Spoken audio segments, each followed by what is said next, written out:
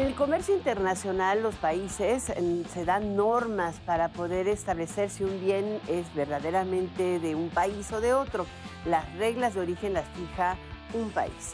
En el caso de México, decimos las cosas están hechas en México cuando el 70% de los componentes de ese bien, ya sea los insumos con que se elabora, la mano de obra que se integra y también todo el mecanismo de producción, las plantas, etcétera, se hacen en México.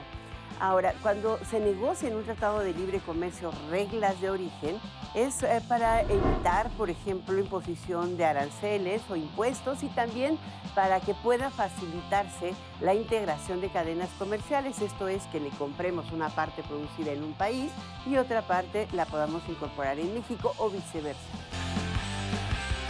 Hay tantas reglas de origen como productos y servicios que se exportan, y si consideras que el comercio exterior en México tiene un valor aproximado de 761,000 millones de dólares, de los cuales el 80% lo realizamos con y desde Estados Unidos y Canadá, se entiende la importancia de la negociación del TECMEC.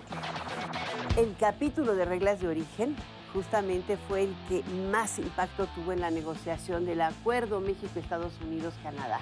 Por eso hemos invitado a Guillermo Miller, quien es el especialista, el experto en reglas de origen del Cuarto de Junto del Consejo Coordinador Empresarial. Es vicepresidente de reglas de origen de la CONCAMIN y también de la Asociación Nacional de la Industria Química. Le sabe de todas horas.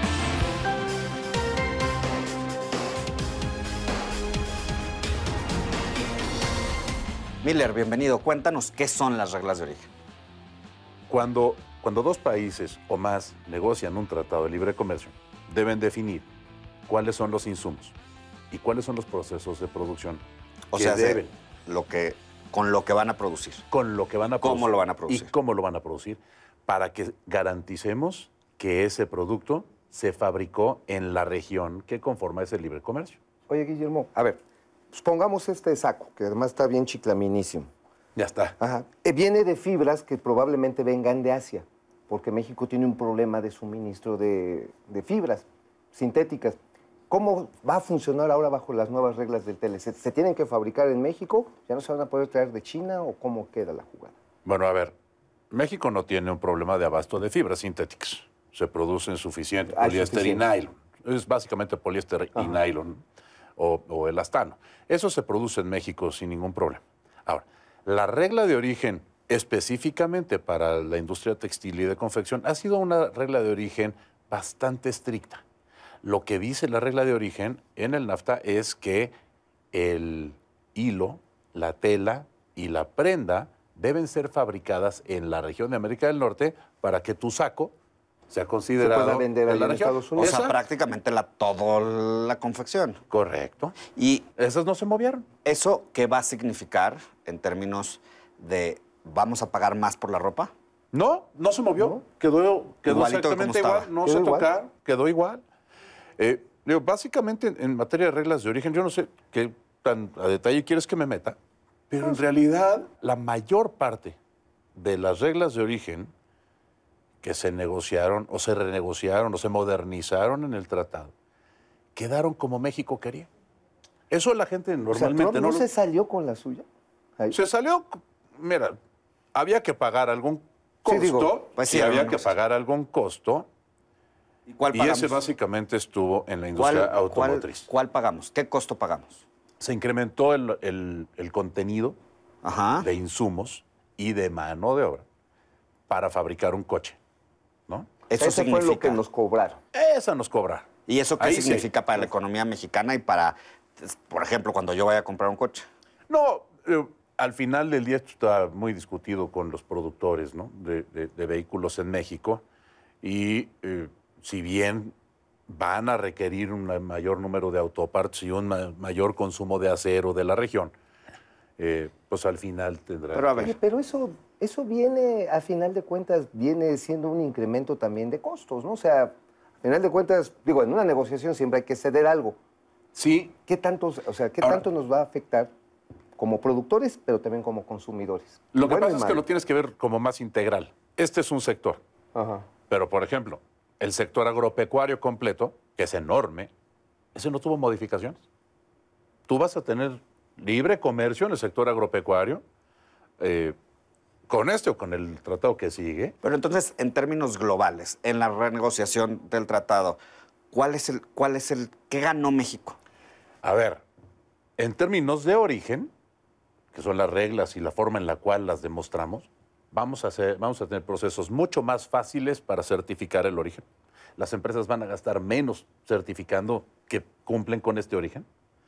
Vamos a tener procesos más eficientes y con mayor certidumbre para las empresas cuando la autoridad verifique que en realidad cumples con la regla. Déjame ponerme como el abogado del diablo. Échale. Sabemos que muchas aduanas y muchos agentes aduanales son bastante tramposos aquí y allá.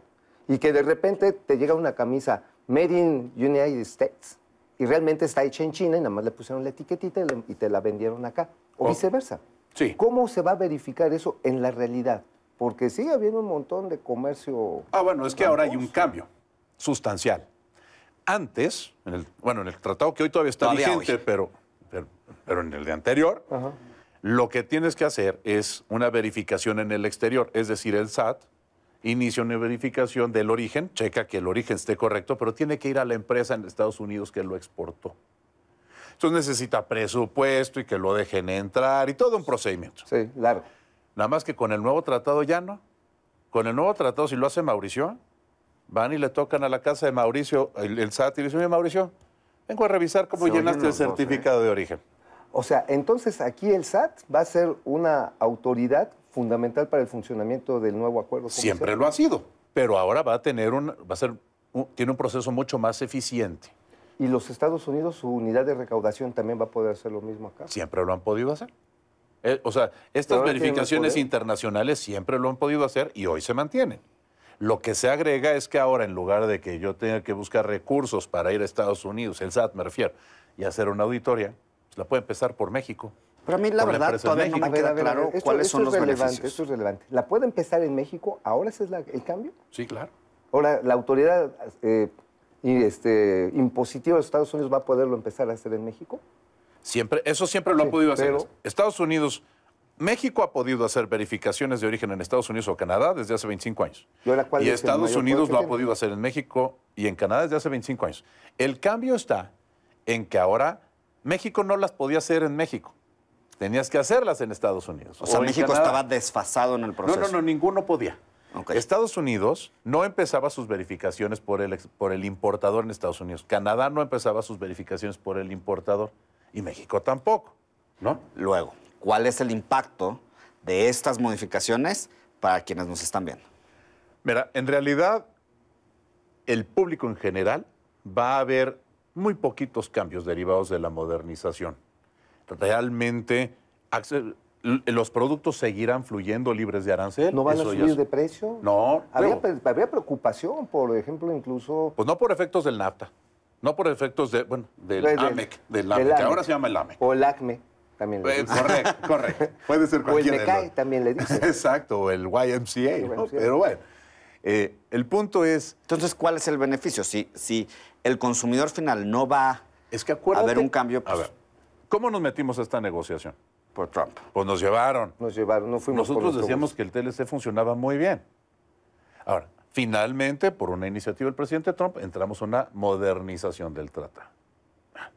Ahora, aprovechó México para meterle muchas cosas a ese tratado, para hacerlo más moderno, para hacerlo más eficiente. ¿Cuáles sí metimos? Por ejemplo, cuando se negoció en 1994, no tenías comercio digital, pues hasta Internet funcionaba muy mal si es que funcionaba. Sí. Ahora tienes un comercio electrónico importante. Eso se incluyó en el tratado. Las disciplinas para el comercio electrónico. Por ejemplo, en materia de reglas de origen, nos dimos cuenta en muchos sectores que podíamos tener reglas más fáciles de cumplir. Un ejemplo es la industria química. Cuando tú veías cómo cumplir la regla de origen en la industria química, eran 302 páginas de reglas. 302. Entonces, ¿cuántas? Ahora son 10 renglones. 10 renglones, ¿y cuántos certificados cumplen de productos en términos de reglas de origen? Bueno. Antes, en el tratado que todavía está vigente, tenías que usar un certificado de origen que estaba publicado en el diario oficial y con cierto formato. Ajá. Hoy eso va a desaparecer. Ah, caray, Y ¿desaparece eso? Desaparece el formato. Y entonces las empresas van a poder usar sus facturas, por ejemplo, o cualquier documento comercial, para certificar Señalar. que cumplen con Órale. el origen. Entonces, realmente, Eso ya sí no es- facilita. claro que lo facilita. Ahora, ¿qué goles nos metieron? Como le voy a poner con un ejemplo lo que estás preguntando. Si yo antes traía bolsitas de Asia, por ejemplo, para envolver productos que después exportaba a los Estados Unidos, eso no le va a pegar a mi capacidad de exportadora. Digo, me ¿No va a ser refiero- más caro? ¿No es más caro? A ver, si antes lo permití, depende del sector. Solamente hay 3 sectores en donde se hicieron más estrictas las reglas. ¿Sale? Todos los demás quedan igual. Entonces, si tú antes podías traer estas bolsitas, darles un tratamiento y mandarlas a Estados Unidos y te lo permitía la regla, muy probablemente hoy también lo puedes hacer. Sí. Cambió coches, cambió autopartes, cambiaron de regla algunas manufacturas eléctricas, se redujeron algunos beneficios en la industria de fibras textil confección. Y ya está. Un poquito en acero, pero muy poquito. Pero en cambio, por ejemplo, todo lo que sean adhesivos, resinas, productos químicos orgánicos, productos químicos inorgánicos, para las amas de casa, por ejemplo, los productos de limpieza, todo eso Ajá. tendrá reglas de origen más simples de cumplir, más flexibles. Ah, caray. Entonces, para concluir, Hasta le ganamos. ¿podemos decir que le ganamos a pesar de que nos llevó Trump? Si me quitas el sector automotriz y de autopartes de esa reflexión, el resto de la economía nacional nos fue mejor que como estábamos. Aunque el consumidor no vaya a ver más cambio. De eso se trataba. A ver, hace 13 meses, o cuando tomó protesta Donald Trump, ¿dónde estabas? ¿NAFTA era el peor acuerdo del mundo?